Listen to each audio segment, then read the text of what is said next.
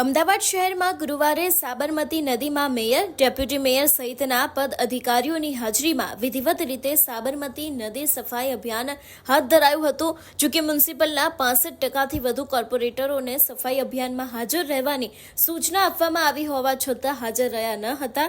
જે હાજર રહ્યા હતા એ પણ પશ્ચિમ વિસ્તારના કેટલાક કોર્પોરેટર હતા. પહેલા દિવસે નદીમાંથી 76 ટન કચરો કાઢવામાં આવ્યો હતો. એલિસ બ્રિજ, વેજલપુર અને નારણપુરાના જ ધારાસભ્ય હાજર રહ્યા હતા. અન્ય ધારાસભ્યો ડોકાયા પણ નહોતા.